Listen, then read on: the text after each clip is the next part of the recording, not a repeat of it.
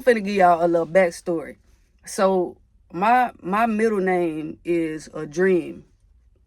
Yes, like I had a dream last night. I used to hate my middle name because when I was in middle school, that's crazy. When I was in middle school, um, people would make fun of my name, that would find out what my name is, and say like Martin Luther King had a dream.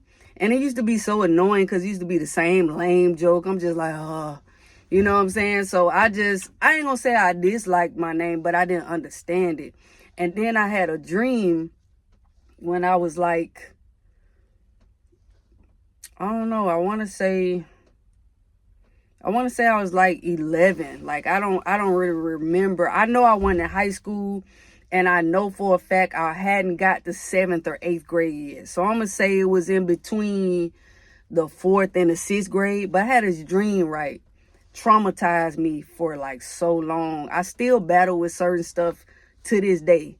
But let me break it down. So in the dream, these like deformed children were stoning me, like real deal stoning me with rocks.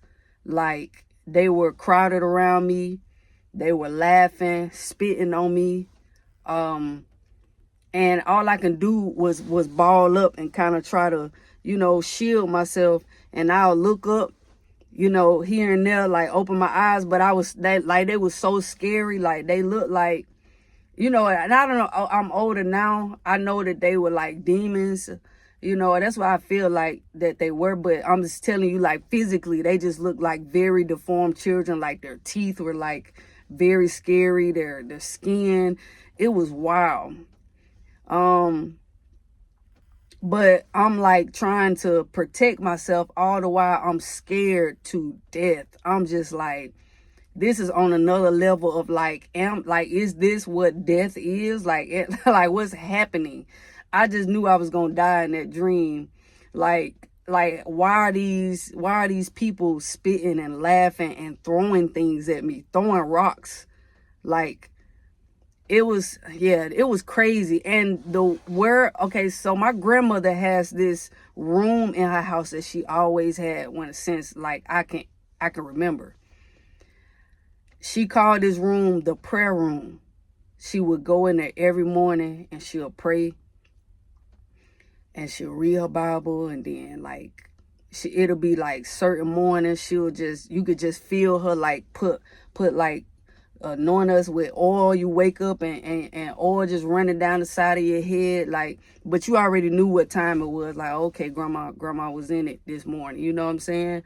And that was the room for that. Like, she would pray all the time, but she dedicated that room to that. And in the dream, I was in that room on the steps, because it's like 3 steps. It's like a little den coming from out of like the dining room into the prayer room. And you go down like these 3 steps and then you in there. And so I'm on those steps in the dream, and I'm talking about they wailing on me. And at a certain point, something just like, get up and run. So I get up and run. I run down the hallway headed towards my grandma's room, and I woke up out my sleep. Me and my sister shared a room at the time, and she will remember this to this day. She 2 years younger than me. She remembered it to this day, that how hysterically I woke up, it scared her, because she did not know why I was crying and screaming the way that I was. And I just ended up going in there with my mom. Like, I couldn't go back to sleep. I was terrified. Woke my mom up. She confused as to like what's wrong, but I can't even really explain. Only thing I can do is tell her I had a bad dream, because also you got to think, I'm young. I don't even know how to really explain what just happened to me. You know what I'm saying? So I just tell her I had a bad dream. Like, it was very scary, that sort of thing, just crying. And so like she just held me, and then, we went to sleep or whatever. But I didn't realize until I got older, because that was the one dream that I can always tell with detail. And I've had some pretty significant dreams, in the span of my life, but I don't always remember them. And then the ones that I do remember, I don't remember certain details about them, and I try to write them down now, because I do believe that God speaks to us through dreams. I feel like dreams are important. I feel like everything that we encounter and experience in life is intentional, whether God is sending it or he just allow it to happen. Because I feel like when death and tragedies happen, people be like, why did God do that? I don't feel like God do stuff like that, but we live in a world of pain. We don't live in a pain-free world. We live in a world where bad stuff is it's just going to happen. You know what I'm saying? Like, we live in a corrupt world. We live in a world full of sin and evil. So we not exempt from it. You know what I'm saying? But he will keep us through those seasons and those situations and those painful experiences. And so I feel like as I've gotten older, like I do and am more intentional about the things that I watch and listen to before I go to bed, but also the things that I'm writing down and trying to make sure that I'm remembering enough to write down, even if I don't understand what it is right then. I just ask God to reveal it in time, what it is later on, because sometimes that dream, it ain't what you think it is, but like once you understand it, it makes sense. Like even the timing and all that eventually makes sense at some point. So anyway, I take away from the dream now that I'm older and peeling back certain layers. I just feel like I had a dream about a dream. Mind you, my middle name is a dream. So I had a dream about me and my identity and who I was going to be, who I was created to be, and who I was going to learn that I am. You know what I'm saying? I am definitely a child of God, but there are evil spirits and forces that don't want you to understand your power, that don't want you to understand your significance and your place in the world. And so I'm very adamant on, making sure people know that they're valued and that they're loved and that they're important, because I feel like that dream made me feel the opposite. It made me feel unwanted. I didn't feel like I belonged. And so growing up, when I look back now, there was a lot of people pleasing because I overdid a lot of things in terms of wanting people to like me instead of just being me. Just instead of being me, but I didn't know who I was. I spent a lot of time trying to fit in certain boxes that I felt like would, make people see me, as one of them.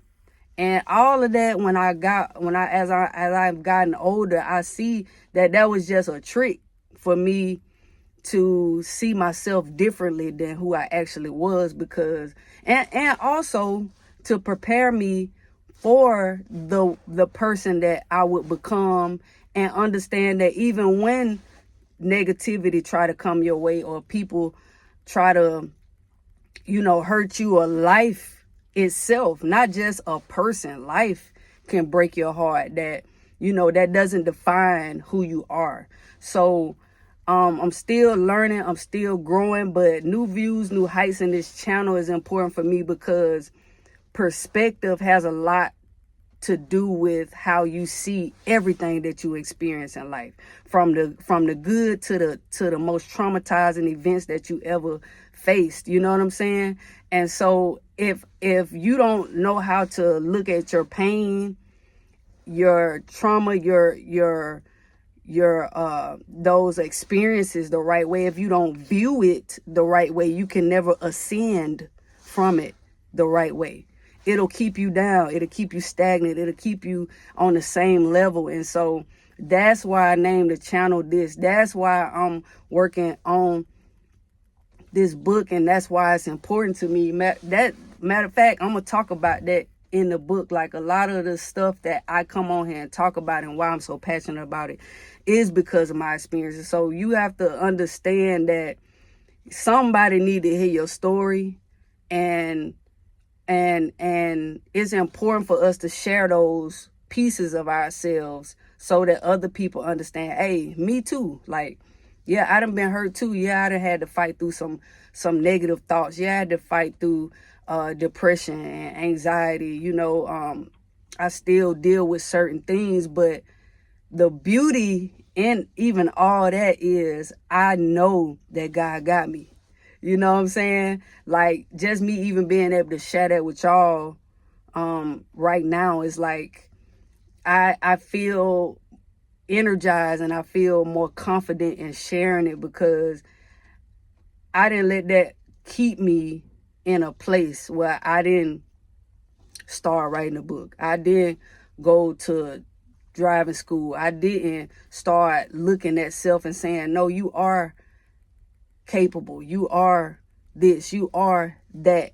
All that in a bag of chips, okay? Start this YouTube channel. See where it go. Learn how to edit. Get out, form relationships. Meet people. Meet other creatives. Get around some people who, understand and value themselves. Like iron sharpen iron. So all those things have helped me and brought me to where I am, and I'm grateful, and I'm still on this journey. But I just really want us to not get caught clapping this year and not get caught, thinking about the past and thinking about the what ifs, but instead understand that we are here for a purpose. And the breath in our lungs is an indication that God is still working, he's still moving, and he's still undefeated, okay? So yeah, believe in yourself. New views, new heights. What's another good takeaway? Dreams are important. Everything that what you tune into is what you turn into. So be very intentional about what you're watching, what you're listening to. Be aware of what you're being shown throughout the day, because it's some stuff like if you at work and you can't help what certain coworkers do or say or how they are, but you have to guard your heart, you have to guard your energy, and just be very intentional in that way. And you listening on the radio when you passing and you looking at billboards, and I'm saying he speak through a lot of different things. So just be on the lookout for that. But yes, this our year. We healing, we walking in wholeness, we walking in confidence, and we walking in purpose, okay? So I love you with the love of God. I hope you took something away from this video. And remember, it started up here. You got to believe it. You got to receive it in your heart. And then you got to have the faith enough to walk it out. And even if you don't understand all the way what's happening, what's going on, just be obedient and go with that gut feeling. Go with what your spirit telling you to do, even while you scared. And I promise you, like, you gonna feel a immense amount of peace that you are exactly where you're supposed to be, at all times. I'm telling you, it worked all the time for me. Like, even in madness and chaos and things falling apart in my life, sometimes I just think about how far I've come and how I don't feel like God brought me this far just to bring me this far. And neither should you feel that way. So yes, until next time, peace.